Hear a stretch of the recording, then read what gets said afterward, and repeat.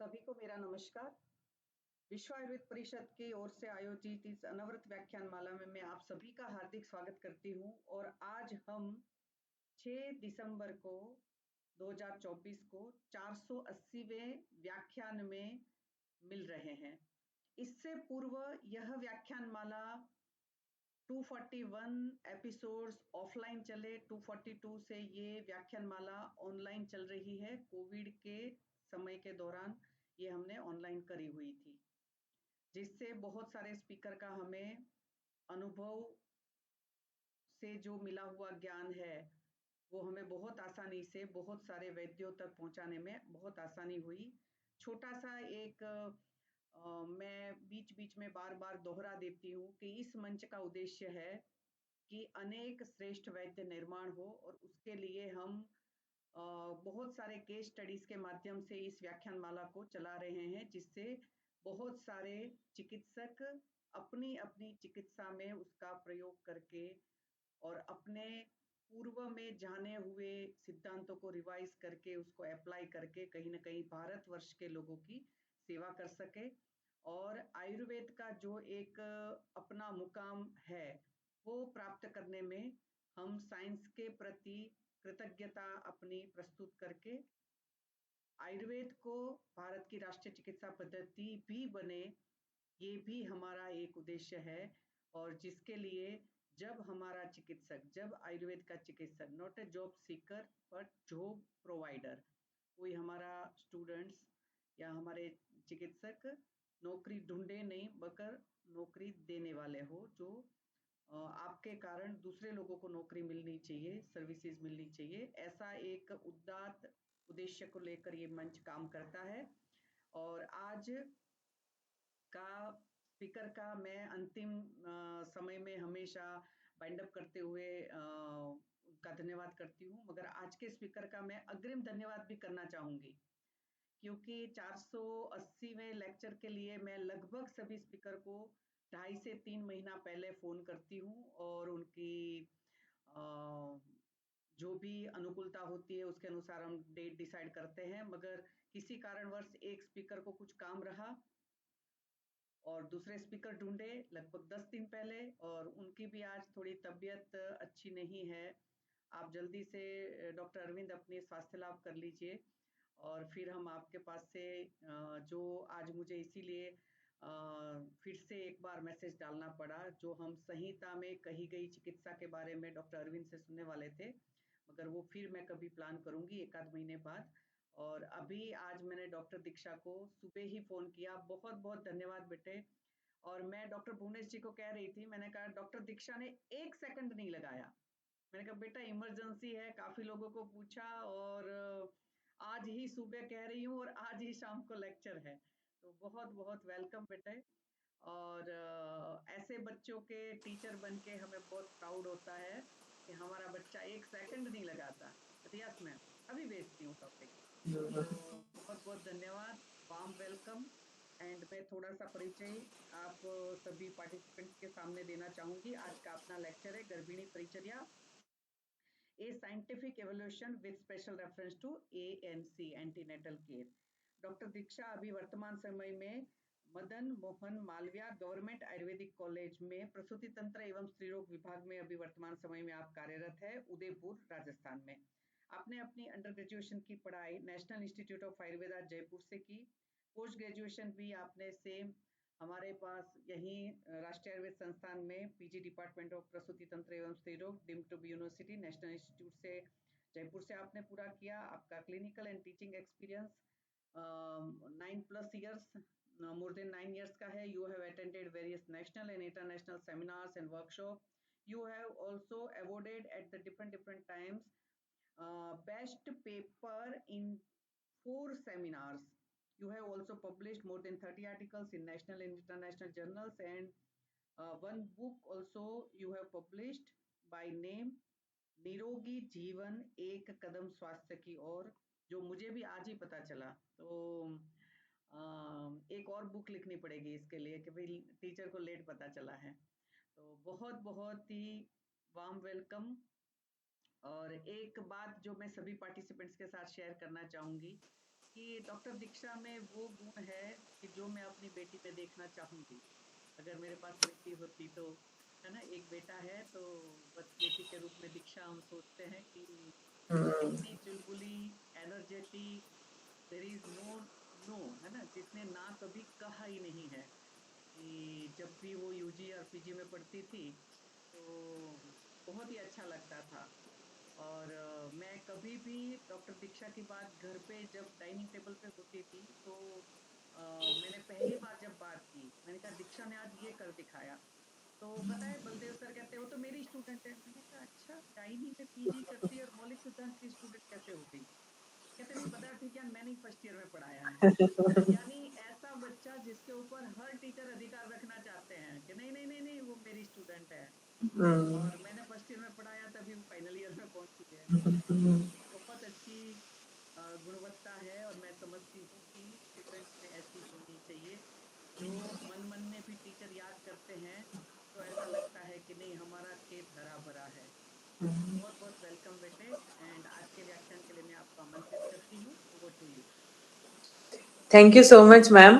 और आप ऐसे बार बार थैंक यू मत बोलो, तभी आपने मुझे इमरजेंसी ब्रिगेड में रखा है, तो उसमें नो का ऑप्शन नहीं है। तो आई एम वेरी ओवरवेल्म्ड कि मैं आपके टाइम पर काम आ पाई। Thank you so much ma'am. और बेटी हूं मैं आपकी, बिल्कुल 100%। ठीक है मैम, मैं स्क्रीन शेयर करती हूँ और direct coming to my lecture. जी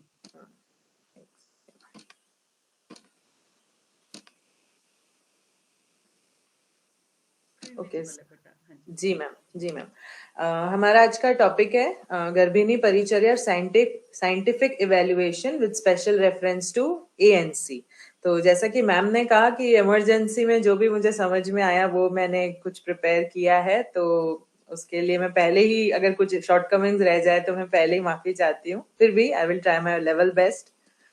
तो सबसे पहले इंट्रोडक्शन कि what we are doing in गर्भिणी परिचर्या। तो गर्भिणी परिचर्या और antenatal care, it is a systematic supervision of a woman during pregnancy for the overall development of mother as well as baby. Since यानी from the very day when patient or a female comes to know that she is pregnant, starting from there up to her delivery का जो भी take care होता है उसको हम antenatal care में लेते हैं, या उसे हम गर्भिणी परिचर्या बोलेंगे, which includes आहार, विहार, some औषध और medications that she should take normally during her pregnancy period, for सुख प्रसव also, safe delivery both mentally and physically. तो ANC या गर्भिणी परिचर्या में ये सब हम इंक्लूड करेंगे। गर्भिणी परिचर्या is different and antenatal care is different. तो हम सबसे पहले अगर हम बात करें तो हम एंटीनेटल केयर में मॉडर्न की तरफ से थोड़ा बताना चाहूंगी। तो it is a planned examination या observation for the woman from conception till the birth of the baby, or it can be said that care taken to the expected mother from the time of conception until the beginning of the labor, it is antenatal care. And after beginning of the labor hum usko, then it is a process of labor, and after delivery it is postnatal care. तो हम अभी antenatal care consider कर रहे हैं। तो what are the basic aims, हमको क्यों करना चाहिए एंटीनेटल केयर किसी भी प्रेग्नेंट पेशेंट का? To screen the high risk cases.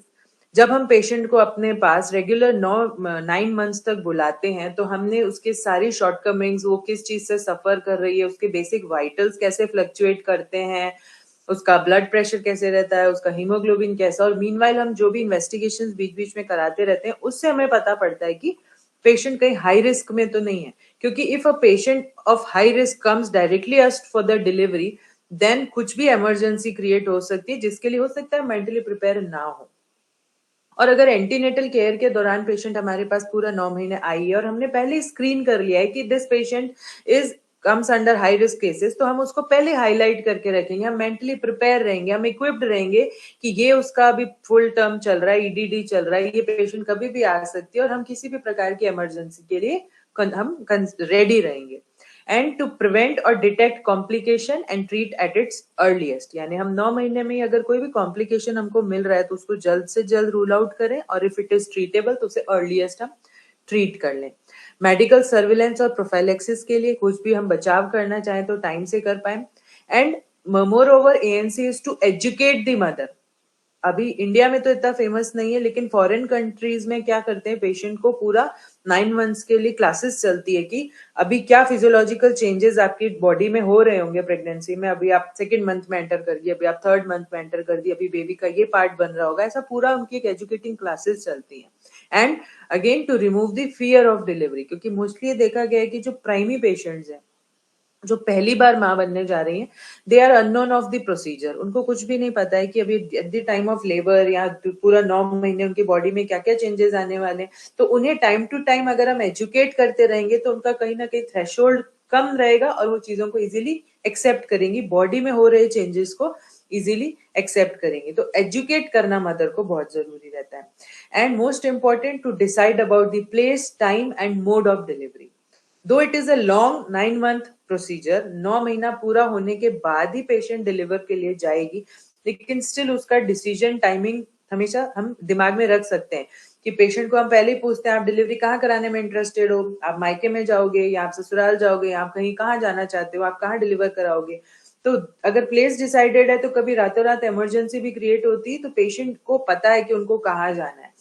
Time and mode of delivery थोड़ा कॉन्ट्राडिक्चुअल एक टॉपिक है। टाइम हम इसलिए डिसाइड नहीं कर सकते, ऑब्वियसली 9 मंथ एंड होने पर ही बेबी डिलीवर होगा। मोड ऑफ डिलीवरी आजकल हम इसलिए बोलने लगे क्योंकि वैसे तो normal delivery takes its own time, पूरा 40 वीक्स कंप्लीट होने के बाद या फिर 37 to 40 वीक्स के बीच में पेशेंट को कभी भी लेबर पेन आ सकता है। तो उसके दौरान हम टाइमिंग तो डिसाइड नहीं कर सकते, लेकिन कुछ ऐसे केसेस होते हैं जहां पर हमको इमरजेंसी या सिजेरियन सेक्शन के लिए जो पेशेंट फेवरेबल होता है, तो वहां they can decide time and obviously mode of delivery, because किसी भी इमरजेंसी से बचाने के लिए हो सकता है हमें इलेक्टिव सिजेरियन करना पड़े, and at the same time हम कपल को फैमिली प्लानिंग के लिए मोटिवेट कर पाए। या फिर बेबी का अगर फर्स्ट बेबी है तो हम उनको ये पहले से ही बता पाए कि एक बेबी से दूसरे बेबी के बीच में मिनिमम गैप कितना होना चाहिए, और अगर आपकी फैमिली कंप्लीट हो गई है तो अब आप क्या फैमिली प्लानिंग के ऑप्शंस हैं जिसके बारे में आप सोच सकते हैं। तो हमारा एंटीनेटल केयर करने के ये बेसिक एम्स हैं जो हम फॉलो करते हैं हमारी ओपीडी में। ऑब्जेक्टिव्स क्या है? To ensure a normal pregnancy, यानी एक अनइवेंटफुल 9 महीने का समय जो है 40 वीक्स की प्रेगनेंसी पेशेंट की निकले, ये हमारा ऑब्जेक्टिव रहता है, with delivery of a healthy baby, है ना। जब हम 9 महीने बच्चे को संभाल रहे हैं, माँ को संभाल रहे हैं, तो हमें 9 महीने बाद एक हेल्दी वायबल बेबी हमको मिले, एंड अ हेल्दी मदर, यानी जच्चा बच्चा दोनों सुरक्षित, हमें स्वस्थ और सुरक्षित मिले। अब what are the criteria of normal pregnancy हम किसको बोलेंगे? When delivery of a single baby in a good condition, normally one baby delivery, if it is one baby then it is considered as a normal pregnancy. If it twins though it is not abnormal, लेकिन it's other than from normal. Term pregnancy होनी चाहिए, from 38 to 42 के बीच की delivery होनी चाहिए, fetal weight should be more than 2.5 kg and no maternal complication. Generally अगर ये terms and conditions को फॉलो कर रही है कोई भी प्रेगनेंसी तो हम उसको नॉर्मल प्रेगनेंसी कंसिडर कर सकते हैं। अब हम विजिट शेड्यूल्स की बात करें कि पेशेंट को डॉक्टर के पास कब कब आना चाहिए, तो नॉर्मली अगर हम यूनिवर्सली देखें तो हर 4 हफ्ते में 28 वीक की प्रेगनेंसी होने तक उसको हफ्ते में महीने में एक बार आना चाहिए। उसके बाद यानी after 28 weeks of pregnancy up to 36 of pregnancy उसको 2-2 हफ्ते से आना चाहिए, यानी 15 दिन में एक बार आना चाहिए। Then after 36 weeks of pregnancy weekly once till the expected date of delivery, जब तक डिलीवर नहीं जाती उसको हफ्ते में एक बार डॉक्टर के पास जाना चाहिए। यही WHO ने मिनिमम 4 विजिट्स बताई है कि पहली जो विजिट है अराउंड 16 वीक्स के अराउंड हो जानी चाहिए, second should be between 24 to 28th week, and third should be 32nd week, and fourth at the 36th week. लेकिन WHO ने भी अभी, क्योंकि maternal morbidity and mortality rate को और नेटल मोर्टिलिटी मोर्बिडिटी रेट को कम करना है, तो WHO ने भी रिवाइज करके अपने विजिट शेड्यूल्स 8 कर दिए to ensure the comprehensive health care during pregnancy and child birth. तो क्या उन्होंने प्लान किया है? पहली जो है विजिट वो हो जानी चाहिए 12 वीक्स के अंदर, और उसकी सब्सिक्वेंट विजिट्स हो जानी चाहिए 20वें, 26, 30, 34, 36, 38 एंड 40 वीक्स ऑफ जेस्टेशन में। तो अब minimum 8 visits according to WHO these are decided. ये विजिट्स हम क्यों प्लान करते हैं? क्योंकि जो एजुकेटेड वुमेन्स हैं, जो शहर में रहने वाली हैं, वो तो लगभग कॉन्शियस होती हैं, हर जैसा जैसा विजिट उनको डॉक्टर्स बोलते हैं वो देती हैं। लेकिन आज भी देखा गया है कि जो गांव वाला एरिया है, जहां पर लोगों के पास ज्यादा मेडिकल फैसिलिटीज नहीं है, उन्हें डॉक्टर से मिलने के लिए दूसरे गांव या शहर जाना पड़ता है, उनका विजिट्स रिड्यूस रहता है, कम रहता है, और अचानक से वो आती हैं कि अभी ये ठीक है 9 मंथ्स की प्रेगनेंसी है, अभी दर्द आ रहा है, अभी डिलीवरी कराओ। तो ऐसा सरप्राइज ना डॉक्टर को मिले और ना ऐसा सरप्राइज पेशेंट रिसीव करे, उसके लिए मिनिमम विजिट से रखी गई है कि ठीक है आप इतना ज्यादा नहीं जा सकते तो नहीं, एटलीस्ट ये 4 या ये 8 विजिट तो आपको देनी चाहिए। अब अलग अलग विजिट पे हम अलग अलग ऑब्जेक्टिव्स की बात कर रहे हैं। तो अगर पहले हम फीटल वेलबींग की बात करें तो पहली बात हम असेस करना चाहते हैं कितने बच्चे हैं, ट्विंस हैं या ट्रिपलेट्स हैं या क्वाड्रुपलेट्स हैं, साथ ही साथ एमनियोटिक फ्लूइड का वॉल्यूम क्या है ये हम असेस करते रहे, फीटल ग्रोथ हम असेस करते रहे। माँ का हमको हर विजिट पे क्या रूल आउट करना है कि कहीं माँ को एनीमिया तो नहीं हो रहा, हीमोग्लोबिन तो कम नहीं हो रहा। प्री एक्लेम्सिया एक कंडीशन है जहां पर अगर माँ का बीपी रेज हो रहा है, ब्लड प्रेशर रेज हो रहा है, तो it is associated with the condition known as pre eclampsia. या फिर उसी दौरान हम रूल आउट करेंगे पेशेंट को कि कार्डियक डिजीज तो नहीं, पेशेंट डायबिटिक तो नहीं, और इफ देयर इज और थर्ड हम क्या पूछेंगे उससे कि कोई भी इस दौरान उसको कोई complain and date of quickening, patient को कब एक वायबल साइन उसका बेली में फील हुआ, क्विकनिंग कब उसको फील हुई। ये तो हमारा फर्स्ट ट्राइमेस्टर विजिट में हमारा ये जो है रहता है पूछने का। सेकेंड ट्राइमेस्टर में हम क्या देखना चाहते हैं कि पेशेंट का एक्सटर्नल बेलॉटमेंट, ये तो इसका एक चैप्टर डायग्नोसिस ऑफ प्रेगनेंसी एक अलग से चैप्टर बन जाएगा, लेकिन स्टिल मैं कोशिश कर रही हूँ कि थोड़ा बहुत यहाँ बता पाऊं। एक्सटर्नल बेलॉटमेंट हो रहा है कि नहीं, फीटल के मूवमेंट परसीव करने लगे कि नहीं लगे, 10 to 12 पर आवर के हिसाब से टर्म के टाइम, मतलब इतना 10 बेबी के मूवमेंट माँ को 12 घंटे में फील हो जाने चाहिए। फीटल पार्ट्स फील हो रहे हैं क्या, एफएचएस अगर हम पर एब्डोमेन ऑस्कल्टेट करते हैं तो फील हो रही है क्या। थर्ड ट्राइमेस्टर में जब पेशेंट आ रहा है तो वहां हम क्या जानना चाह रहे हैं कि what is the lie of the baby, है ना, मदर वूम में क्या लाई में पेशेंट बच्चा सिचुएटेड है, क्या प्रेजेंटेशन है, सिफेलिक प्रेजेंटेशन है, ब्रीच प्रेजेंटेशन है, बच्चा कैसे आ रहा है, उल्टा आ रहा है, शोल्डर से आ रहा है, फेस प्रेजेंटेशन, जो भी उसका, ये सब हमको उस टाइम में देखना है।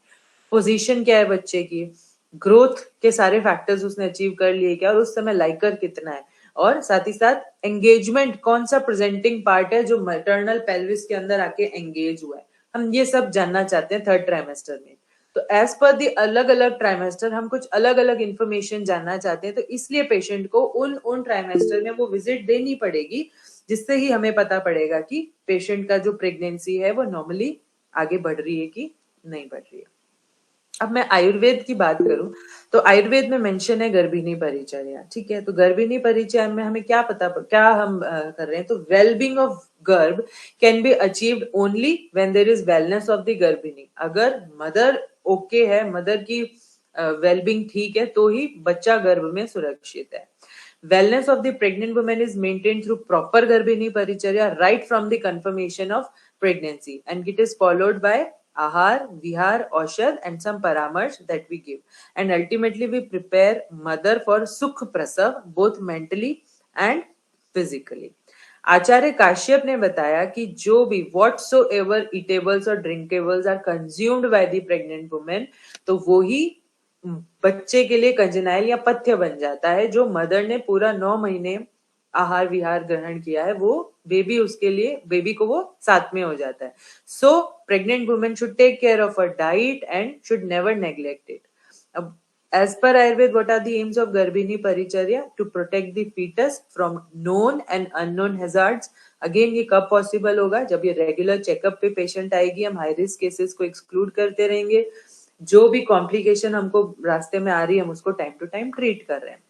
To promote normal growth and development of the foetus and to conduct normal delivery without any foetal and maternal complication.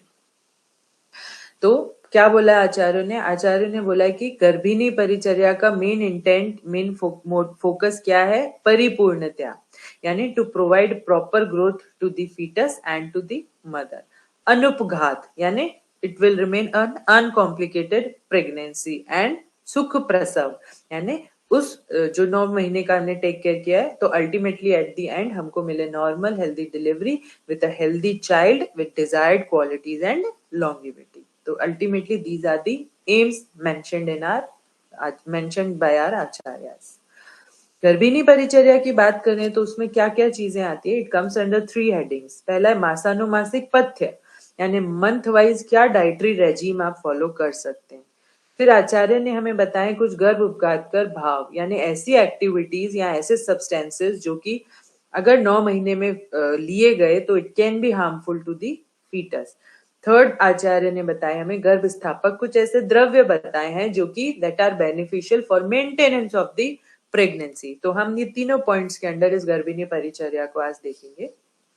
पहला, मासानुमासिक यदि हम पथ्य की बात करें तो ड्यूरिंग प्रेगनेंसी जो भी what ever a pregnant women consume, उससे रस धातु बनती है और वो रस धातु आगे जाके क्या काम करती है? It provides nourishment to the women's body या mother's body, formation of the milk जो कि आगे जाके लैक्टेशन में हेल्प करेगी, and it provide nourishment to the foetus intra uterine.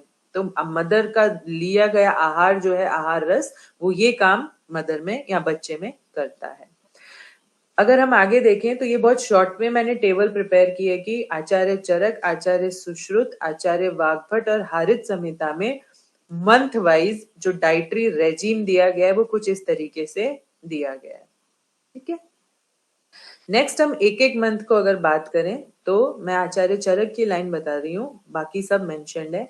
आचार्य चरक ने फर्स्ट मंथ में बताया है कि क्षीरम अनुपसंस्कृतम, ठीक है, यानी नॉन मेडिकेटेड मिल्क लेने को बोला है।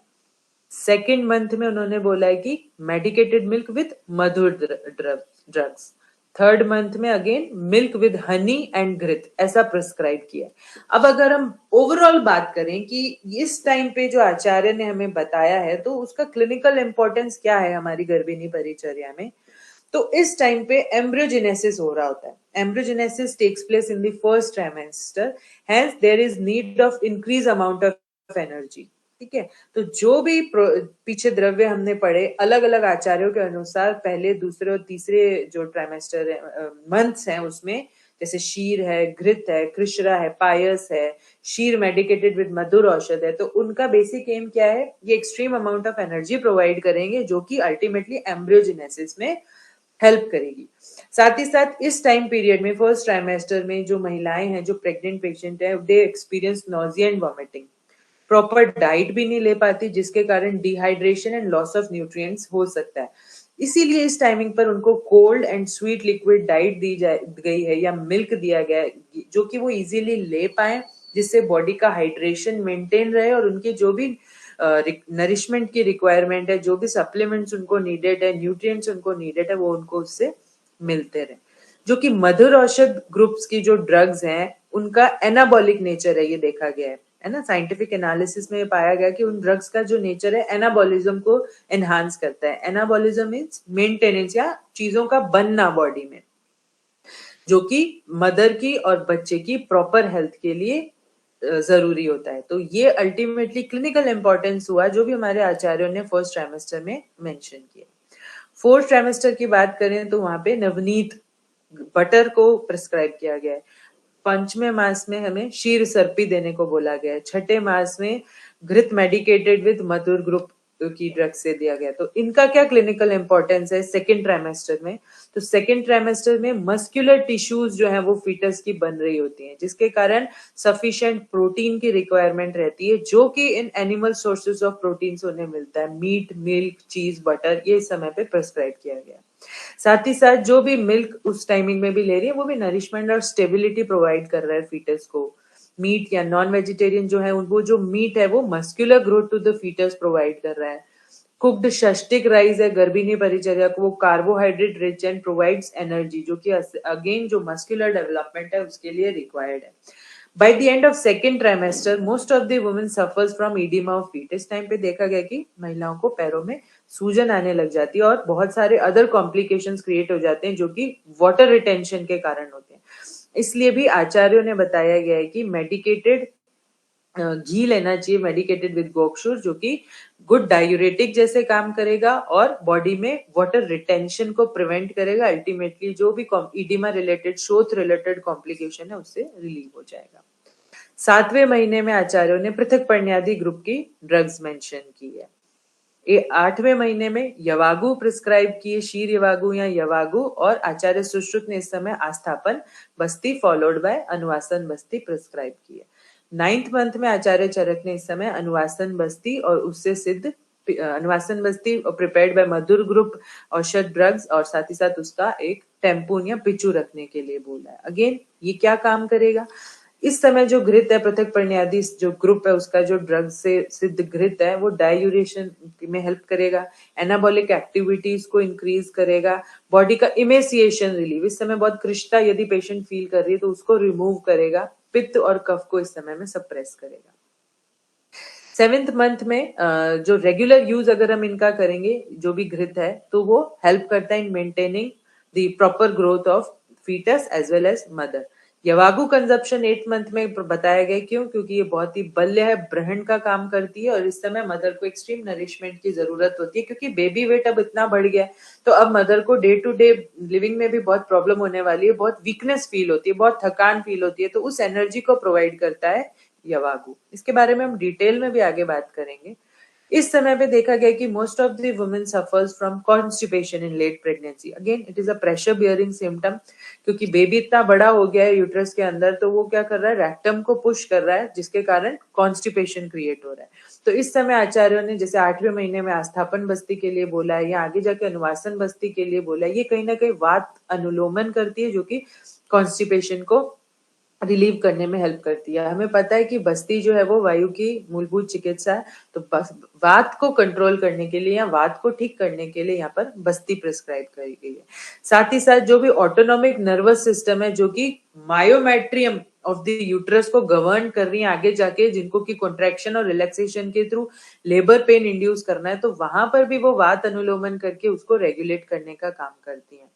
साथ ही साथ जो पिच्चू प्रोवाइड कर रहे हैं मधुर औषध सिद्ध ऑयल का, वो पिच्चू क्या कर रहा है, वो लुब्रिकेट कर रहा है सर्विक्स को, वेजाइनल कैनाल को, अल्टीमेटली बर्थ कैनाल को बनाने में हेल्प करता है, जो कि मदर को नॉर्मल लेबर के लिए इंड्यूस करता है। और इस दौरान यदि कोई भी पैथोजेनिक बैक्टीरिया उस वेजाइनल कैनाल में है तो उस ऑयलिंग से या उससे वो फ्लश हो जाएंगे, which will prevent puerperal sepsis.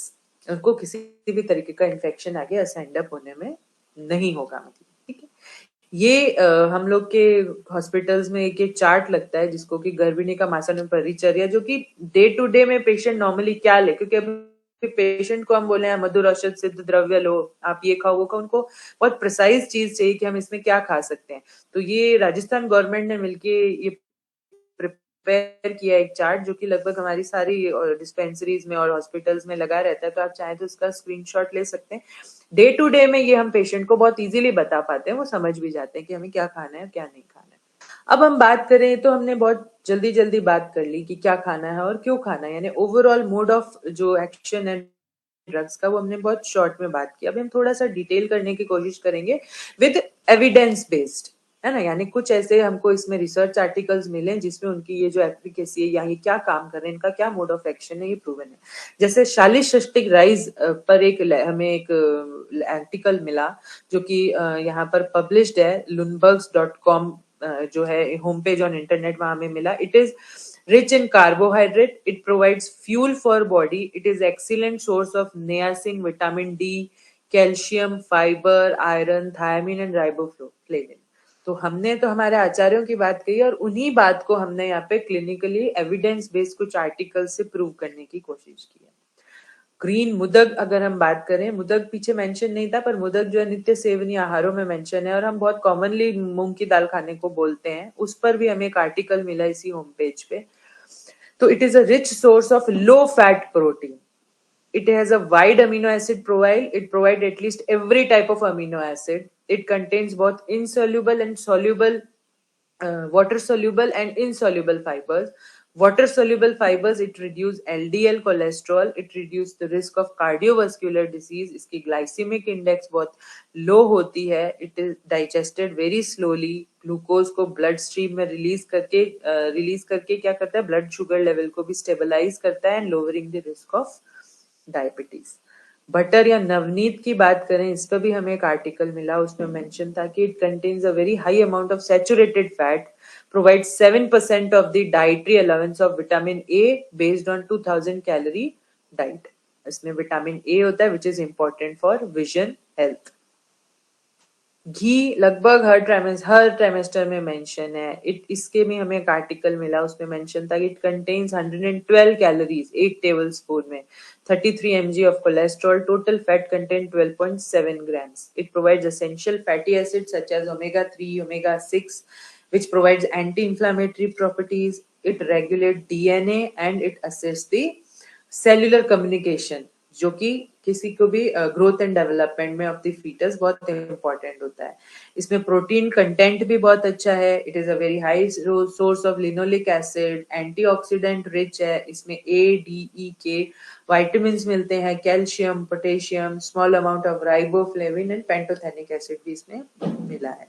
साथ ही साथ जो घृत है उसका उपस्नेह न्याय के अनुसार हम देखें तो लाइपोफिलिक एक्शन है, यानी इट लव्स फैट। अगर मतलब इट इज अ फैट, लेकिन हम प्लेसेंटा की बात करें तो placenta is also lipophilic in action. तो जो भी चीजें घी में हम प्रोसेस करके देते हैं या घी में हम मिक्स करके यदि पेशेंट को देते हैं तो इजीली प्लेसेंटा के थ्रू उसका ग्रहण कर लिया जाता है, diffuse into placenta because of lipophilic action of placenta. साथ ही साथ इट एक्ट्स एज कैटालिस्ट, ये हेल्प करता है option of macro and micro nutrients from the placenta. Lipophilic action of the placenta को एक्सेलरेट करता है और restores fat in mother. Second trimester की बात करें तो वहां पर ही वस्कुलर रेस्पॉन्सिवनेस इंक्रीज करता है। अगर वस्कुलर रिस्पॉन्सिवनेस इंक्रीज होगी, ब्लड प्रेशर मेंटेन रहेगा, अल्टीमेटली क्लिनिकल मैनिफेस्टेशन जो है वो प्रेगनेंसी इंड्यूस्ड हाइपरटेंशन वो नहीं आएगा। अगेन मैं यहाँ बात कर रही हूँ मेडिकेटेड घृत की, मैं नॉर्मल घी की बात नहीं कर रही हूँ। मेडिकेटेड घृत जो कि आचार्यों ने 5वें और 6ठे माह में बताएंगे, लगभग प्रोस्टाग्लैंडिन लेवल्स को सीरम में कम करता है, तो अनवांटेड पेन्स जो उस टाइम पे आते हैं उसको भी रिड्यूस करने में हेल्प करता है। लिपिड परऑक्सीडेशन को प्रिवेंट करता है। It helps antioxidant, vitamin E, A and most of the carotenoids इसमें हमको मिलते हैं।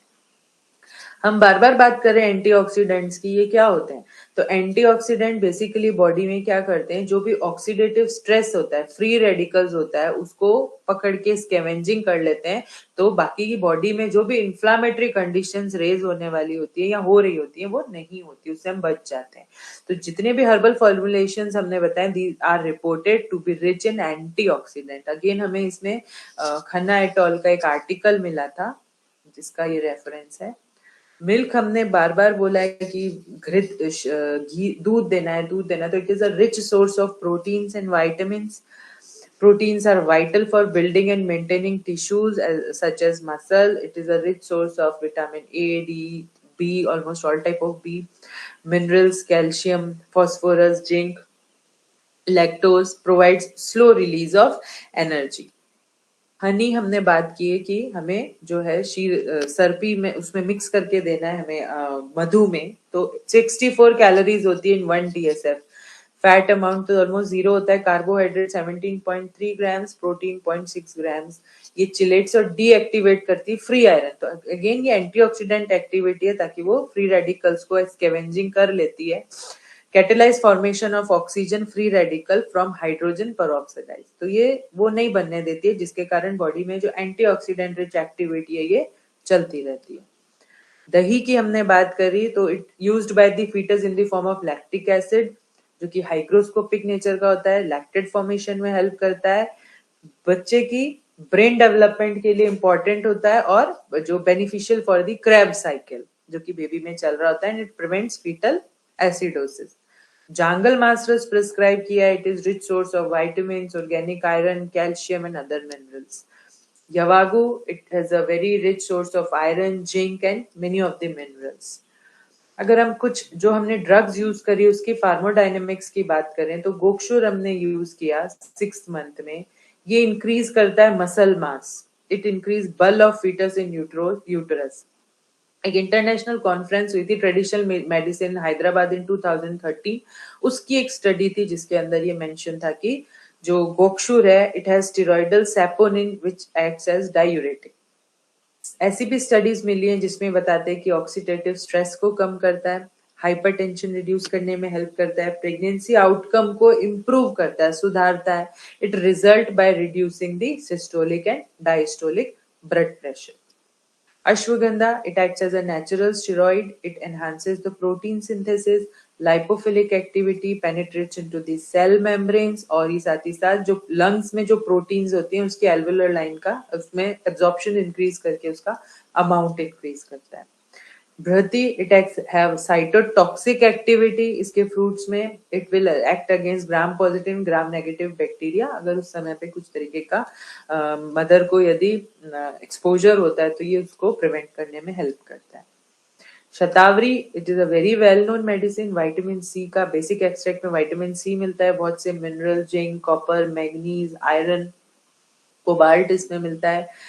टी सेल एक्टिवेटिंग पोटेंशियल है जो अगेन की एक इम्यूनिटी को इंक्रीज करने में हेल्प करता है। और एक ये जो रेड से मार्क्ड है ये बहुत इंपॉर्टेंट है क्योंकि इस दौरान क्या होता है, प्रेग्नेंट पेशेंट्स को बहुत ज्यादा एसिड रिफ्लेक्स की प्रॉब्लम बढ़ जाती है, जिसके कारण खट्टी डकार आना, बेल्चिंग होना, एसिडिटी सी बनी रहना, ये एक बहुत कॉमन प्रॉब्लम है। तो एक स्टडी मिली जहां देखा गया कि ऑन कंजप्शन ऑफ शतावरी it reduces gastric acid secretion effect equal to 30 mg पर केजी ऑफ रेनिटिडिन हाइड्रोक्लोराइड। यानी जो काम 30 mg पर केजी बॉडी वेट से रेनिटिन करता है वही हमें शतावरी में करना हमें मिला एक स्टडी में। इट में न्यूट्रलाइज उरो विदा इन 7 मंथ ऑफ गर्भिणी। तो अगर हम उस दौरान मदर को शतावरी का शीरपाग या शतावरी ग्रेन्यूल्स हम स्टार्ट करते हैं तो ये कंडीशन में बहुत हेल्प मिलती है पेशेंट को, जो एसिड रिफ्लेक्स होता है उसमें बहुत हेल्प होता है। Again this is proven by the study. Punarnava, it has anti-inflammatory activity, everybody knows this कि शोथर प्रॉपर्टी पुनर्नवा में मिलती है और ये प्रूवन भी है। विदारी, पॉजिटिव रिजल्ट पिरियोरिया ट्यूबरोसा पे मिला कि ब्लड प्रेशर, फाइब्रोलाइसिस, ऑक्सीडेटिव स्ट्रेस को कम कर देता है। ये आरएनटी मेडिकल कॉलेज उदयपुर में एक स्टडी हुई थी जिसका ये रिजल्ट है। एंटीऑक्सीडेंट एक्टिविटी रिपोर्ट की गई है, फ्री रेडिकल या स्कैवेंजिंग प्रॉपर्टी रिपोर्ट की गई है, साथ ही साथ ये लाइपोपॉलीसैकेराइड फॉर्मेशन को बनने को भी इनहिबिट करता है। Anantmool, free radical scavenging property है, several free radical mediated disease condition में ये हेल्पफुल होता है। ये तो बात हो गई कि हमको क्या खिलाना है पेशेंट को, ठीक है, हर माह में क्या खिलाना है। कोई कोई मंथ में कुछ मेडिकेशंस हैं जो कि हमको उसको देनी है, जिसका हमने कुछ एविडेंस बेस कलेक्शन करके यहाँ प्रेजेंट किया। साथ ही साथ बहुत सारी ऐसी अवॉइडेबल चीजें भी बताई है जो नहीं करनी है। गर्भिणी न तू कुर्विता, तो आप ये देख सकते हैं कि श्लोक की लाइनों को कुछ कोरिलेट करने का कोशिश किया गया है। व्यायाम, एक्सेसिव एक्सरसाइज नहीं करनी है, अपतर्पण, स्टारवेशन या डाइटिंग नहीं करनी है, सेक्सुअल एक्ट्स नहीं करनी है, विवाह नहीं करने, specially in first and third trimester, जो कि हमें मेंशन है एंटीनेटल केयर के दौरान भी। न कुर्यात अति तर्वणम, एक्सेसिव वेट गेन भी नहीं करना है, स्लीपलेसनेस यानी रात्रि जागरण नहीं करना है, शोक नहीं करना है, रक्तमोक्षण नहीं कराना है। ये सब जो है अनअवॉइडेबल एक्ट्स हैं जो कि किसी भी प्रेग्नेंट पेशेंट को नहीं करना चाहिए। क्रोध नहीं करना चाहिए, ठीक है, शून्य जगह पे शून्यागार न वर्जिए, अकेली जगहों पे मतलब सुनसान जगहों पे अकेले नहीं जाना है, डू नॉट स्पीक लाउडली। तो ऐसी कुछ एक्टिविटीज हैं जो कि आचार्यों ने मेंशन किए कि ये किसी भी गर्भिणी पेशेंट को नहीं करना चाहिए। She should also advise to do regular checkup, ताकि टू रिपोर्ट इमीडिएटली अगर if she feels intense headache. Patient को अगर इंटेंस हेडेक हो रहा है तो तुरंत उसको डॉक्टर को बताना है। स्लीप डिस्टर्ब है, रेस्टलेसनेस हो रही है, यूरिनरी ट्रबल्स है, स्कैंटी यूरिन है, एपिगैस्ट्रिक पेन है या वॉमिटिंग है हो रही है, तो तुरंत उसको हॉस्पिटल जाना है। पेशेंट को डॉक्टर को रिपोर्ट करना है। When she should come to hospital, किसी भी तरीके का इरेगुलर जो है रेगुलर इंटरवल पे यदि एब्डोमिनल पेन फील हो रहा है यानी ट्रू पेन्स है, सडन गश ऑफ वाटरी फ्लूइड या premature rupture of membrane feel हो रहा है या फिर एक्टिव वेजाइनल ब्लीडिंग है, तो she should definitely immediately come to the hospital. यहाँ पर थोड़ा मिक्सिंग हो गया, बीच में हमने गर्भिणी परिचर्या बता के एकदम से ये बात बताई है क्योंकि हमने बात की है कि पेशेंट को क्या करना चाहिए और क्या नहीं करना चाहिए, तो करने चाहिए में भी ये चीजें ऐड होती है।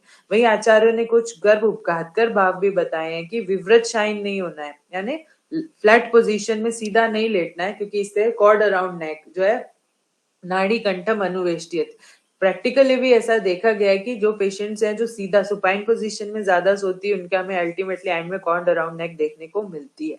ये हमारे आचार्यों ने बताया कि मधुर रस का अधिक सेवन करने से बच्चा प्रमेही, स्थूल, मूक होता है, अम्ल रस से ये होता है, लवण से ये, कटु तिक्त से ये होता है। अब अगर हम कुछ उसकी बात करें गर्भ उपघात कर भाव जो कि बिहेवियर अलग अलग तरीके के बताएं, तो पहले हम बिहेवियर अनुपघात भाव की बात करें तो कली कलाशील नहीं होना है, शोक नित्या नहीं होना है, अमर्षणी नहीं होना है, अभिध्यात्री नहीं हो रहा है। इन सब से क्या हो रहा है, इन सब से मदर में एंजाइटी इंक्रीज हो रही है, एंजाइटी इंक्रीज हो रही है तो बॉडी में एपिनेफ्रिन एंड नॉर एपिनेफ्रिन या स्ट्रेस हार्मोन रिलीज ज्यादा हो रहे हैं, जिसके कारण बॉडी में ब्लड वेसल्स का कंस्ट्रिक्शन हो रहा है। ब्लड वेसल्स का कंस्ट्रिक्शन हो रहा है तो ऑक्सीजन जो सप्लाई है वो यूट्रस तक रिड्यूस हो रहा है। जैसे ऑक्सीजन सप्लाई रिड्यूस हो रहा है, ब्लड फ्लो भी डिक्रीज हो रहा है, जिससे अल्टीमेटली बेबी की ग्रोथ इफेक्ट हो रही है। तो हमें ये बिहेवियर जो कि डोंट्स हैं हमें प्रेगनेंसी में नहीं करने चाहिए। अगर फर्स्ट ट्राइमेस्टर में मदर स्ट्रेस लेती है तो प्लेसेंटा में कॉर्टिकोट्रोफिन रिलीजिंग हार्मोन का सिक्रीशन बढ़ जाता है, जिसके कारण क्या होता है, और ये क्या करता है, it regulate the duration of pregnancy. तो अगर ये कॉर्टिकोट्रोफिन रिलीजिंग हार्मोन का सिक्रीशन बढ़ जाएगा, प्रेगनेंसी की ड्यूरेशन रिड्यूस हो जाएगी, जिसके कारण हो सकता है कि प्रीमेच्योर डिलीवरी हो जाए और अल्टीमेटली फीटल मैच्योरेशन जो है वो कम रह जाए। इसलिए ये जो बिहेवियर जो गर्भ उपघातकर भाव है, ये इससे हमें बच के चलना चाहिए प्रेग्नेंट पेशेंट्स को। कुछ प्रततोत्तशायनी से कैसे क्यों कॉर्ड अराउंड नेक होता है या फिर इससे क्या इफेक्ट होता है। अगर पेशेंट बहुत ज्यादा देर सुपाइन पोजीशन में रहती है, जैसा आप पिक में भी देख सकते हैं, तो ग्रेविड यूट्रस क्या करता है, वीना केवा को कंप्रेस करता है। वीना केवा जैसे कंप्रेस होती है तो क्या होता है, venous return to the heart, जो ब्लड फ्लो है वो डिमिनिश हो जाता है, कार्डियक आउटपुट कम हो जाता है, जिसके कारण जो एरोटिक और कैरोटिड साइनस के बेरो रिसेप्टर्स हैं वो एक्टिवेट हो जाएंगे, जिसकी रिफ्लेक्स में न्यूरल वासोकंस्ट्रिक्शन होगा और अल्टीमेटली बेबी में ऑक्सीजन सप्लाई कम हो जाएगा, which will result into foetal hypoxia. इसलिए प्रततोत्तानशायनी नहीं होना चाहिए। नक्तचारिणी की बात करें कि रात्रि जागरण क्यों नहीं करना चाहिए, तो अगर ऐसा देखा भी गया है कि नाइट टाइम में नॉक्टर्नल इंक्रीज होता है maternal circulating level of oxytocin का। रात के समय पे ये हार्मोन बहुत प्रचुरता से पाया जाता है। तो अगर वो रात को घूम रही है और ऑक्सीटोसिन रिलीज हो रहा है, तो ऑक्सीटोसिन का क्या काम है, यूट्रस की कॉन्ट्रेक्टिलिटी को कंट्रोल करना।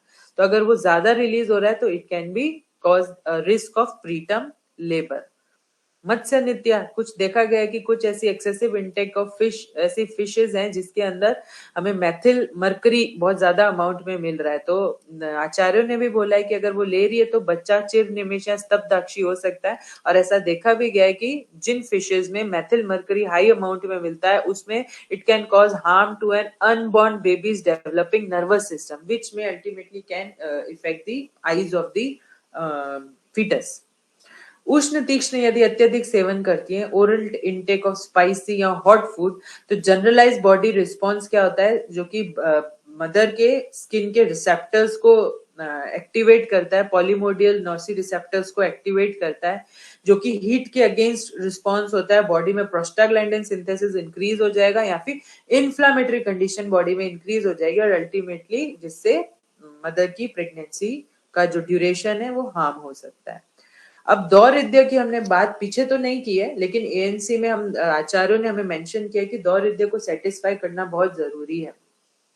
Why it is important to satisfy दौर्यद्य? क्यों? क्योंकि 4th मंथ तक फीटोप्लेसेंटल सर्कुलेशन पूरा एस्टेब्लिश हो जाता है। Foetus extracts all its nutrition from the mother. तो जो मदर डिजायर्ड न्यूट्रिएंट डिमांड कर रही है, ultimately that's are the desire of the baby, तो उसको कंप्लीट करना बहुत जरूरी है। इसलिए दौर्यद्य सेटिस्फेक्शन जरूरी है। अगर नहीं किया गया तो क्या होगा, जो भी डेफिशिएंसी है वो वर्सन हो जाएगी, आगे जाके हो सकता है कंजेनाइटल एनोमली में रिजल्ट हो, ग्रोथ रेस्ट्रिक्शन हो सकता है, बहुत ज्यादा ही रेस्ट्रिक्शंस है या नहीं मिल रहा है तो फीटल लॉस या प्रीमेच्योर लेबर हो सकता है। दौर्यद्य होना का मतलब है it is indicator of nutritional deficiency. माँ को इच्छा हो रही है, इसका मतलब कमी है अंदर, इसलिए इच्छा हो रही है। Psychological need of the mother भी हम इसको कंसिडर कर सकते हैं। अब हम बात करते हैं डिफरेंट कॉन्सेप्ट की, that is epigenetics. What is epigenetics? तो देखा गया कि वैसे हम मदर डीएनए या ये चीजें जो हम चेंज नहीं कर सकते, लेकिन हम एपिजेनेटिक्स की यदि हम बात करें तो एपिजेनेटिक्स क्या होता है कि किसी भी जीन का एक्सप्रेशन कैसा होगा, उसका फिनोटाइप या अपीयरेंस चेंज हो सकता है डीएनए का, है ना। यानी कैसे वो अपने आप को डिस्प्ले करेगा, उसका अपीयरेंस कैन बी चेंज। ये कैसे चेंज किया जा सकता है? By some improving your environmental factors, उपघातकर भावों से दूर रहना, डाइटरी रेजिम को प्रॉपरली फॉलो करना। कहीं ना कहीं गर्भ संस्कार जो आजकल बहुत फेमस एक कॉन्सेप्ट होता जा रहा है, वो इसी एपिजेनेटिक्स पे काम कर रहा है कि 9 माह तक आप ये आहार लीजिए, ये विहार कीजिए, आपको आपको जो था मनचाही संतान मिलेगी, आपको जैसी आंखें चाहिए वैसी मिलेगी, जैसे बाल चाहिए, जो गुण जो प्रकृति वाला चाहिए। तो कहीं ना कहीं हम क्या कर रहे हैं, हम डीएनए का जो फिनोटिपिक यानी जो जीन एक्सप्रेशन का जो फिनोटाइप है हम उस पर काम करने की कोशिश कर रहे हैं। और बहुत सारी स्टडीज अभी धीरे हमें मिल भी रही है कि गर्भ संस्कार कैसे काम करता है। तो probably it is affecting the epigenetics. Congenital and genetic abnormalities भी हम इससे दूर कर सकते हैं। एनवायरमेंटल केमिकल्स कुछ ऐसे हैं, फार्मास्यूटिकल्स ऐसे हैं, कुछ ड्रग्स, एजिंग और डाइट को चेंज करके ऐसा देखा गया है कि हम इन यूट्रो जो फीटस है उसको हम इन्फ्लुएंस कर सकते हैं इन सारी चीजों को चेंज करके। तो हमारा जो गर्भिणी परिचर्या है वो लगभग इन्हीं चीजों पर काम कर रहा है। तो बहुत एविडेंस बेस्ड या बहुत साइंटिफिक है। कुछ गर्भ स्थापक ऐसी औषधियां बताई आचार्यों ने जो कि प्रेगनेंसी पीरियड को मेंटेन करने के लिए जरूरी है, अच्छी होती है। कुछ ऐसी ड्रग्स हैं, ऐसा रिसर्च में भी मिला है कि सम ऑफ द ड्रग्स जो कि प्रजास्थापन गण या जीवनीय गण में मिलती है, जैसे दूर्वा, शतावरी, मुलेठी, ये बहुत ही इजीली अवेलेबल है and can be use in the treatment of threatened abortion. Again what is the term threatened abortion here? ऐसा अबॉर्शन जो कि होना शुरू तो हो गया है बट कैन बी प्रिवेंटेड। तो ऐसे बहुत से पेशेंट आपको हिस्ट्री देते हैं कि मेरे को 1.5 महीने 2 महीने में प्रेगनेंसी होती है, पॉजिटिव आता है, लेकिन अपने 15 दिन बाद, 20 दिन बाद, महीने बाद मेरे को ब्लीडिंग स्टार्ट हो जाती है। उसका जब हम इन्वेस्टिगेशन कराते हैं तो हमें कोई डिटेक्टेबल कॉज विशेष मिलता नहीं बहुत से पेशेंट में, तो उसको हम it can be come under threatened abortion. तो वहां ऐसा देखा गया है कि ऐसी कुछ गर्भ स्थापक औषधि देके उनके हम अबॉर्शन को बचा सकते हैं। ठीक है, तो अब अल्टीमेटली क्या बेनिफिट्स रहे गर्भिणी परिचर्या के? तो आचार्य चरक ने बताया कि that by गर्भिणी परिचर्या woman remains healthy, delivers the child possessing good health, energy और strength, voice, compactness, बहुत हाई लेवल पे काम किया आचार्यों ने। उन्होंने इतनी माइन्यूट चीजों के लिए भी बोला है कि वो सब भी ठीक रहेगी। Further, Acharya Charak and Acharya Vagbhat said that by use of these regime, her garbhadharini, Kukshi, sacral region, flanks and back it becomes soft। यानी ये सब फॉलो करेगी तो अल्टीमेटली नॉर्मल डिलीवरी में भी ये हेल्प कर रही है। यानी ऑल ओवर 9 मंथ के बेबी में अच्छे करेक्टर्स भी मेंटेन कर रही है, उसको हेल्थ भी मेंटेन कर रही है और बाद में सुख प्रसव के लिए भी पेशेंट को एनहांस कर रही है। जो भी इस दौरान वात दुष्टि होती है उसका भी अनुलोमन बहुत इजीली हो जाएगा, जिसके कारण क्या होगा कि जो हमारा विजाइनल कैनाल है या जो बर्थ कैनाल है उसके थ्रू हमें नॉर्मल डिलीवरी पेशेंट की इजीली होगी। Diet and regime which are described thousands of years ago in classical texts और Ayurveda for pregnancy is totally scientific। हो सकता है मेरे scientific evidences जो भी मैंने आपको दिए वो भी still कम पड़ गए हो, लेकिन अगर आप सर्च करेंगे गूगल पे जाके तो हर चीज पे in everything there are so many of researches जो मिल भी जाएगी, और अगर नहीं भी मिल रही है तो they are very scientifically true. Need है उसको हमें करने की, हम करके देखें पेशेंट्स में या हम उसको साइंटिफिकली प्रूव करें, हम आर्टिकल पब्लिश करें जो हमारे देखकर आगे काम आए।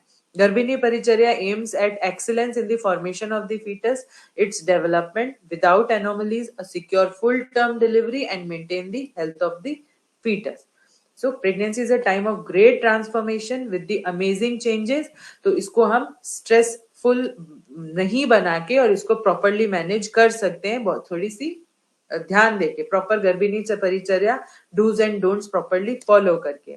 हमारे आयुर्वेदिक क्लासिक्स में बताया गया है कि जो भी गर्भिणी पेशेंट है, प्रेग्नेंट पेशेंट है, उसको कैसे ट्रीट करना है। If one is carrying a pot full to the brim with oil, यानी तेल पूर्ण पात्र भर के कोई चल रहा है, उसको हम कितना प्रोटेक्शन के साथ चलते हैं ताकि बिल्कुल भी वो स्पिल ना हो। तो ऐसे ही 9 महीने तक हमें पेशेंट का उसी तरीके से ध्यान रखना है कि बिल्कुल भी थोड़ा सा भी लापरवाही हम नहीं बरतें और उसको इजीली ले जा सकें। This is all for today. थोड़ा सा मुझे लग रहा है स्पीड में हो गया, तो कुछ क्वेरीज हो तो अपन यहाँ ले सकते हैं ma'am. Thank you so much ma'am for this opportunity. बहुत ही अच्छी तरीके से तुमने इतना कहते हैं ना डिस्कशन करवा दिया, तो मुझे लगता है कि सारे ही पार्टिसिपेंट्स को बहुत अच्छा लगा होगा। और कहीं ना कहीं वो अपने अपने पढ़ाई में या जैसे कुछ पार्टिसिपेंट्स क्लिनिशियन रहते हैं वो सारे लोग इससे लाभान्वित होंगे। और मुझे लगता है कि स्वस्थ संतान स्वस्थ माता की सबसे पहले दरकार करता है। एक स्वस्थ माता है तभी एक स्वस्थ संतान के लिए आउटकम हम सोच सकते हैं। और ये प्रारंभिक बातों को समझते हुए जो एक जन चेतना होनी चाहिए, ये भी इससे बहुत अच्छी क्रिएट हो जाएगी। तो जैसा कि हमने अभी कुछ एपिसोड्स अपने लेक्चर सीरीज में ये रखा है कि पहले मैं पूरा अनम्यूट करती थी, पूरा ही anyone can ask and anyone can, है ना। तो अभी कुछ कारणों सर, जो मैंने पहले भी आपको बताया था कि आप कहीं ना कहीं मेरे साथ किसी व्हाट्सएप ग्रुप में जुड़े हुए हैं, जिस नंबर से मैसेज आता है उसी नंबर पे आप उसका क्वेश्चन अभी मुझे डाल दीजिए, मैं उसको पूछ सकती हूँ। और इसका मैंने चैट बॉक्स में भी आपको डाला कि you can ask question. Yes, doctor Arshia हमारी रेगुलर व्यूअर है और हमेशा बहुत अच्छे अच्छे क्वेश्चन से हमें लाभान्वित करती है, जिससे और भी बहुत सारे लोगों का भला हो जाता है। तो डॉक्टर अर्शिया, बहुत बहुत धन्यवाद आज का प्रश्न पूछने के लिए। कैन वी स्टॉप और avoid allopathic calcium and iron during pregnancy? बिल्कुल 100%। मैंने अभी, मेरी 1 साल की बेटी है और मैंने पूरी प्रेगनेंसी में एक भी कैल्शियम, एक भी आयरन एलोपैथी नहीं लिया है। डाइट और जो भी हमारे आयुर्वेदिक रेजिम, पुनर्नवा मंडू धात्री लो, वट एवर सूट्स यू, अस्थि पोषक, कोई भी पुष्टि, मुक्ता पुष्टि, एनीथिंग, इट विल वर्क। तो ये मैं पर्सनल एक्सपीरियंस से भी बोल रही हूँ, हो जाएगा। और बिल्कुल 3 साल पहले मैंने भी नहीं लिया है, बिल्कुल। मुझे अभी भी कोई जरूरत नहीं है। आदरणीय परिमला शर्मा मैडम ने मुझे, है ना, अपना जो गर्भिणी परिचर्या, अच्छा खाना और बहुत अच्छी तरीके से मैम ने पूरे आशीर्वाद दे के मुझे संभाला। और ये बिल्कुल सही बात है कि ऐसे एलोपैथी वाले की जो प्रिपरेशन, केमिकल प्रिपरेशन है ना, जैसे हमारी अकिक पिष्टी है, वो कहीं ना कहीं गुलाब जल की भावना से, मानी सेंद्रिय द्रव्य है ना, हम सभी जानते हैं इस तरीके से बनी हुई है, तो कहीं ना कहीं ये बहुत ज्यादा लाभकारी रहती है। और आयरन के लिए मैं खासकर कहना चाहूंगी, जयपुर में अभी कोई नोन टू नोन एक पेशेंट, जैसे थोड़ा जानकार है ना, अपर इकोनॉमिक क्लास से आई थी और उनका उसका हीमोग्लोबिन कम था, है ना। तो लगभग फोर्थ या फिफ्थ शुरू हो गया था मंथ उसका, और हर रोज उसको अनार का रस, है ना, कितना कहते 4 अनार का रस। और आप देखिए कि उसकी संतान, है ना, पित्त शमन, हृदय महाकषाय वाला द्रव्य, और वो बिटिया जो एएनसी में थी वो भी बहुत ज्यादा बुद्धिमती महिला थी, है ना, ऐसे।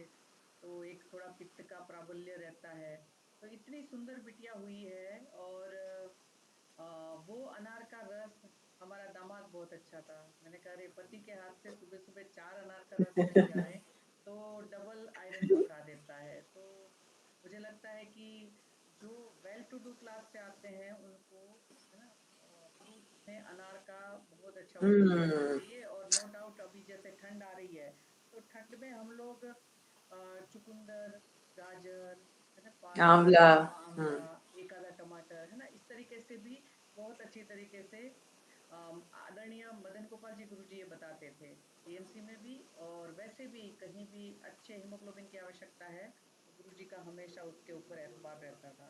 अभी डॉक्टर अर्शिया ने दूसरा भी प्रश्न पूछा है, इन 8 मंथ नीरू के बाद अनुवासन देना है आपने बताया, तो वो किस ऑयल से और कितने दिन देना है? मैंने निरु के बाद अनुवासन नहीं बताया, मैंने कहा कि आचार्य सुश्रुत ने निरु बस्ती आस्थापन बस्ती बताई है और आचार्य चरक ने अनुवासन बस्ती बताई है। तो प्रैक्टिकली हमने अनुवासन आस्थापन बस्ती तो नहीं देकर रखी है, हमने अनुवासन बस्ती दी है। अनुवासन बस्ती भी कोई भी मधुर औषध सिद्ध तेल की हम यूज कर सकते हैं। तो एनआईए में तो बहुत सारे रिसर्च प्रोजेक्ट्स से हम देखें तो पीजी की जो हमको टॉपिक्स वो मिलते थे थीसिस के, तो हमें मधुर औषध सिद्ध तेल हम खुद ही बनाते थे। लेकिन अभी प्रैक्टिकली मैं उदयपुर की बात करूं तो हमें मधुर औषध से तेल नहीं मिलता है, तो हम वहाँ बला तेल बहुत फ्रीक्वेंटली यूज करते हैं, आराम से 50-60 ml न्युब्ज अवस्था में देना। इंपॉर्टेंट ये है कि नॉर्मल पेशेंट को तो हम सुपाइन पोजीशन में, लेफ्ट लेटरल पोजीशन में देते हैं, प्रेग्नेंट पेशेंट को अनुवासन बस्ती हमें न्युब्ज अवस्था में देनी है ना, नीचे इस पोजीशन में हमको देनी है। और ऑल्टरनेटिव डे या फिर वीकली ट्वाइस, ये रेजिम हम फॉलो करते हैं फ्रॉम 37 वीक्स ऑफ प्रेगनेंसी से लेके up to the delivery of the baby हम फॉलो करते हैं। अगेन उन्हीं पेशेंट में दी जाती है जहां पर हमें सारे नॉर्मल डिलीवरी वाले हमको, जैसे हम ब्रीच प्रेजेंटेशन में हम नहीं करते कोशिश देने की, प्रीवियस सिजेरियन है तो उसमें भी बहुत ज्यादा कोशिश नहीं करते क्योंकि वहां फिर हमें स्कार थिकनेस देखना कि इस समय नॉर्मल डिलीवर हो सकती है कि नहीं।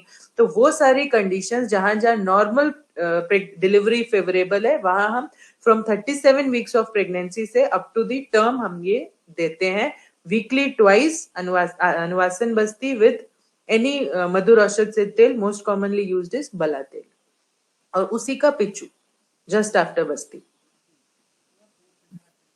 और लास्ट क्वेश्चन डॉक्टर अर्चिया का है, Ayurvedic calcium and Ayurvedic iron कब से स्टार्ट करना है और कब तक देना है?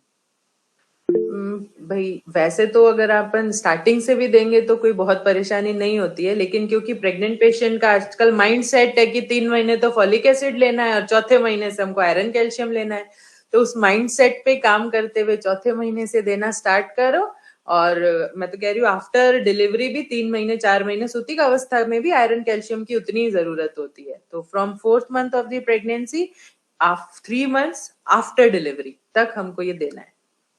बिल्कुल सही कहा, और ये हम कर सकते हैं, और वो पेशेंट भी काफ़ी बेनिफिट्स में रहती है। हम्म।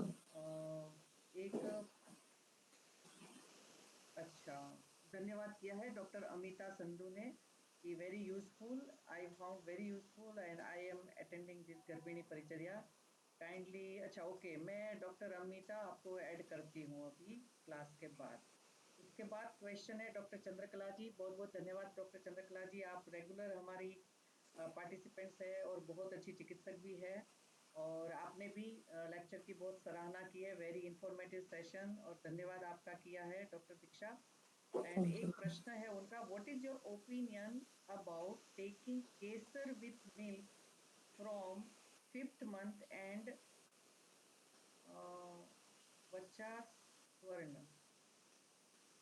अच्छा वच्चा स्वर्ण ऐसा भी बताया है, वच्चा स्वर्ण, ये मुझे भी नहीं ध्यान है, हाँ। क्योंकि 5th month ऑफ केसर बहुत सारे टीवी सीरियल्स में जब से दिखाने लगे है ना, तो बहुत सारे जो एजुकेटेड पेशेंट है ना, वो रेफरेंस की बात करते हैं।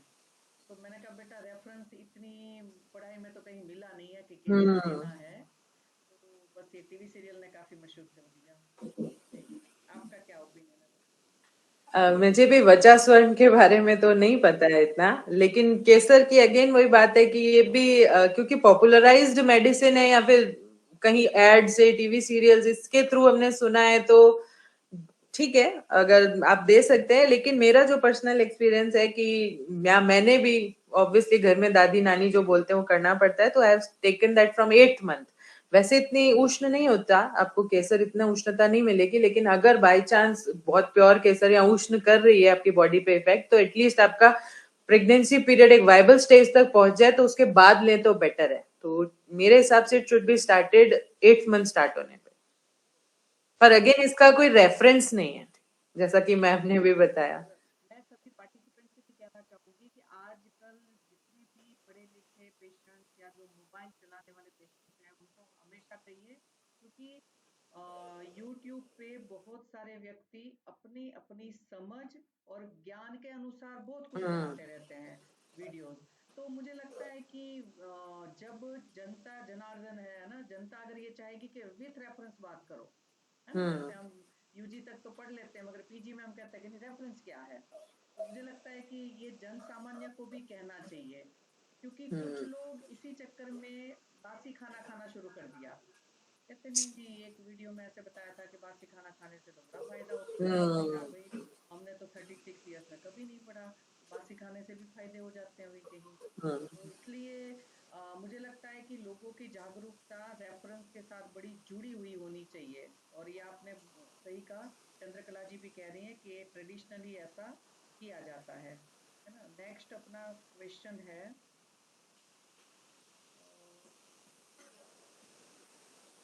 का नाम इनमें नहीं आ रहा है, बेटा आपका नाम भी लिखिएगा, मैं आपका क्वेश्चन ले रही हूँ। थ्रेटन एबॉर्शन में जो दुर्वा शतावरी यष्टि देना है, वो कैसे यूज करना है, लाइक चूर्ण इन कॉम्बिनेशन, ऐसा कुछ प्रश्न है कि साइटन एबॉर्शन में दुर्वा शतावरी यष्टि किस फॉर्म में लेना चाहिए। दुर्वा स्वरस तो बहुत फेमस है, अपन देते ही हैं दुर्वा स्वरस के फॉर्म में, और शतावरी यष्टि मधु शीरपाक के फॉर्म में ले सकते हैं। जी, मेरी मैडम मीराबेन पंड्या, उनका फेवरेट ड्रग था दूर्वा स्वरस और मेहंदी स्वरस।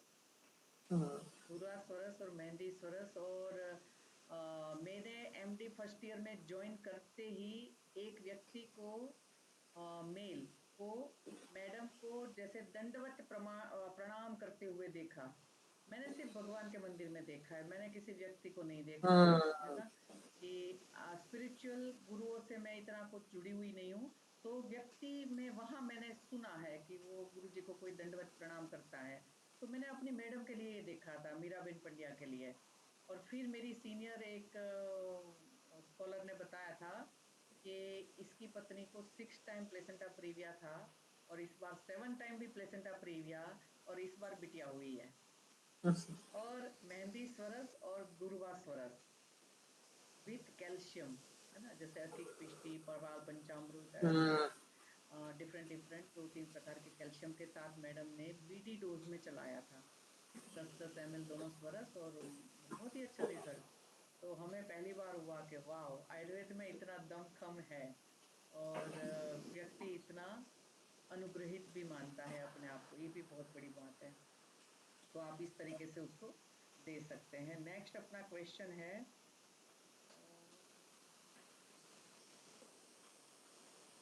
एक मिनट। अच्छा, अर्शिया जी ने फिर से पूछा है, एरंड तेल नॉर्मल डिलीवरी के लिए बताया जाता है, तो उसके बारे में आपका क्या ओपिनियन है। अगेन इट विल डू वात अनुलोमन, और एरंड तेल का बहुत clear cut for normal delivery, again there is no reference. लेकिन एरंड तेल भी देते हैं 37-38 वीक्स के बाद, आप 5 ml in milk OD dose में दे सकते हैं, और बहुत अच्छे इफेक्ट्स होते हैं। और ये भी ट्रेडिशनली यूज होता है कि तेल पिला के गए थे, देखो नॉर्मल डिलीवरी हुई। तो it is again traditional use है, कर सकते हैं। एविडेंस हम ये बात कर सकते हैं कि ये भी वात अनुलोमन करेगा, जो कि हमको वात को अनुलोमन करना है या वात को रेगुलेट करना, अगेन दैट इज नीडेड। अपान वायु का अनुलोमन हमको चाहिए नॉर्मल डिलीवरी के लिए, तो वह काम करेगा। सही बात है। और डोज 2, 3 या 5 ml ही 5 ml। रहना चाहिए, क्योंकि उससे ज्यादा। कुछ लोग, सुना है ऐसा, है ना, पेशेंट टू पेशेंट, जैसे पेशेंट आके बताते हैं ना, तो उसमें बड़ी डोज ले ली, 50 ml तक ले लिया, और प्रेसिपिटेट लेबर, और बहुत हम्म। ज्यादा परेशानी, और नहीं करना चाहिए ये चीज, है ना, क्योंकि माँ और संतान, एक कटोरी में फुल तेल नहीं है, 2 कटोरी हम्म। में फुल तेल है, ऐसा हम उसको कह हम्म। सकते हैं, कि दोनों को हमने संभालना है। तो वहाँ एरंड तेल का, मगर ये जरूर देखा कि अगर लास्ट ट्राइमेस्टर में कई बार क्रैम्प्स आते हैं, है ना, तो वहाँ 1 या 2 चम्मच घी के साथ 2 ग्राम पिपरामुल, 2 ही ग्राम, छोटे से मात्रा, है ना, बहुत अच्छी तरीके से सबसाइड कर देती है। और वहाँ गुजरात में मेरे गुरुजन भी देते थे, और मैंने भी बहुत सारे लोगों को दिया है, बहुत अच्छा रिजल्ट है, थोड़े से घी के साथ। तो घी दूध, है ना, तो उसके साथ बहुत अच्छे रिजल्ट है उसके। तो डॉक्टर अर्शिया, बहुत बहुत धन्यवाद। डॉक्टर,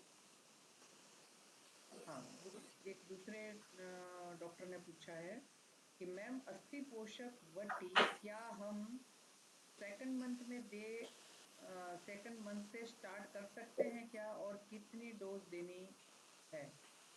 सपना शुक्ला, अच्छा, डॉक्टर साहब का नाम है डॉक्टर सपना शुक्ला। सेकेंड मंथ में दे सकते हैं, कोई प्रूवन साइड इफेक्ट्स अभी तक मेंशन नहीं है, लेकिन क्योंकि मुझे लगता है कि पेशेंट्स के माइंड में होता है कि 4th मंथ से ही हमको कैल्शियम लेना है, तो बेटर है आप उसको 4th मंथ से दे दीजिए। 2 BD उसकी डोज है, लेकिन क्योंकि वो टेबलेट भी थोड़ी अच्छी खासी बड़ी आती है, तो एक बार 1 BD इज ओके। अगर वो पेशेंट को पैलेटेबल है तो you can switch up to 2 BD। 2 BD means 2 twice a day। जी, बिल्कुल सही कहा आपने। और मुझे लगता है कि गर्भिणी परिचर्या में, जो सामान्य गर्भिणी परिचर्या या फिर प्रीसियस प्रेगनेंसी और एल्डरली ग्रेविडा है तो हम्म गर्भस्रावपात हर औषधियों का प्रयोग हमारे टीचर्स हम्म भी करते थे, मैं भी करती हूँ, तो मुझे लगता है कि ये ना मधुकम शाखा बीजम पयस्यासु बीजम इसमें से जो भी आपको अच्छा लगता है ना, यथार्थ अंक प्रयोग युक्त है ना, तो ऐसे एक आध चीज कम करके भी देते हैं तो कोई दे दिक्कत नहीं सकते है, हैं। उसमें से और जूस के साथ देना है तो अच्छा ही रहेगा। डॉक्टर विनीता शुक्ला जी ने एक प्रश्न पूछा है, ma'am explain the position of the अनुवासन बस्ती ड्यूरिंग प्रेगनेंसी।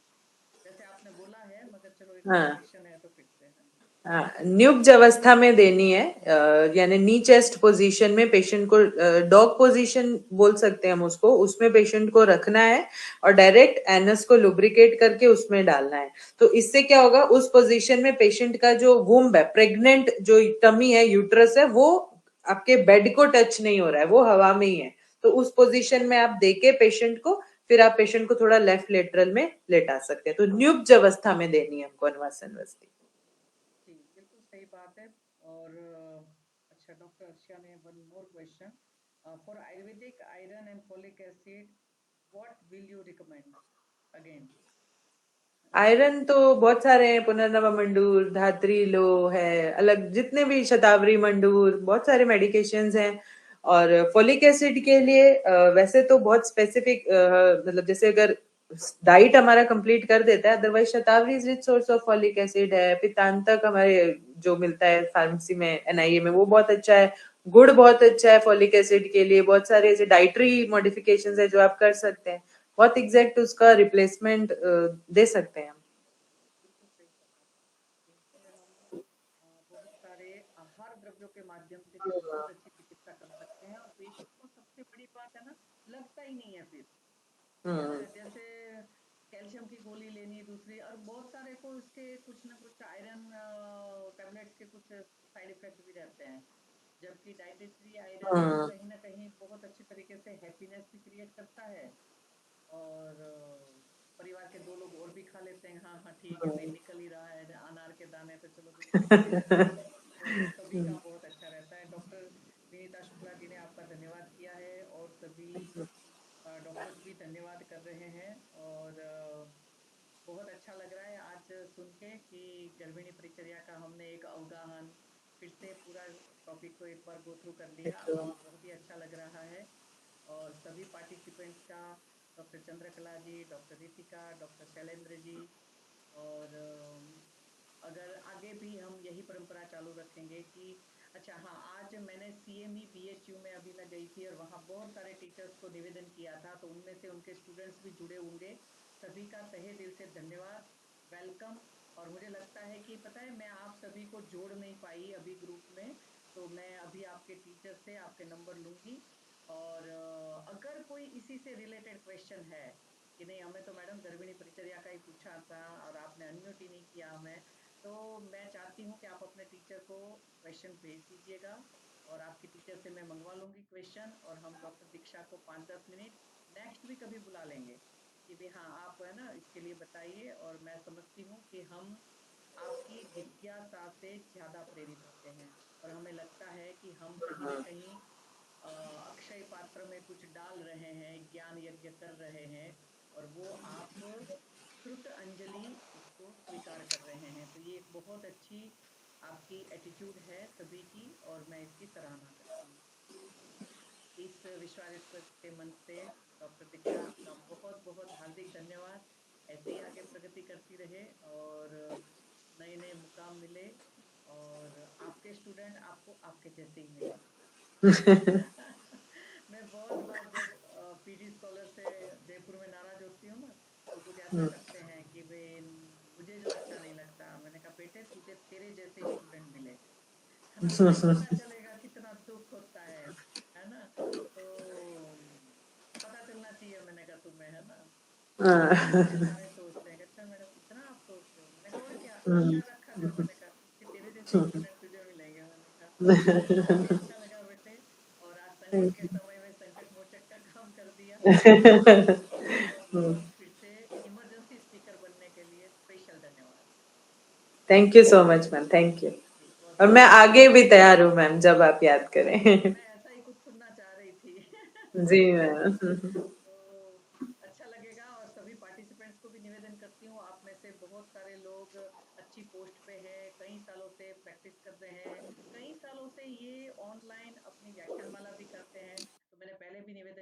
कि अगर आप मुझे मैसेज डालेंगे कि पर्टिकुलर आपको 5 मिनट में किसी भी व्याख्यान माला में अपना कोई रिजल्ट शेयर करना है, या पहले हम ऐसे भी जब ऑफलाइन चलती थी तब करते थे कि कोई स्टूडेंट्स किसी स्पीकर की किसी बात से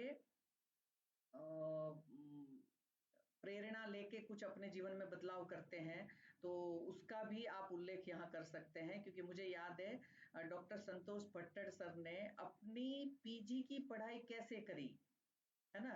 कि हम सुबह 4 बजे उठते थे, 4:30 बजे नहा धो के हम 3 लोग इस तरीके से संहिता का जामनगर में पठन-पाठन करते थे, और एक किसी व्यक्ति ने लेमिस स्कॉलर ने कहा कि नहीं, जिस दिन सर ने कहा ना, तो कहते सर कर सकते हैं तो मैं भी कर सकता हूँ।